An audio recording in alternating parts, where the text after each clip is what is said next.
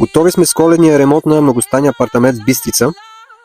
Ето как се получи първата баня. Тук изградихме ниши с скрито осветление, на окачения таван, периферно скрито осветление, линеен сифон, епоксидна фуга навсякъде, доста златни елементи, придават аристократичен вид на тази баня. Ето ги и другите помещения. Навсякъде окачени тавани, вкопани лайсни за градено осветление, скрито периферно осветление, шпакловахме, боядисахме, положихме саморазливна навсякъде, пода е винил. Ето и другата баня. Тук една ваничка, която направихме, скрита ревизия с плочка. Мисля, че доста приятно се получи.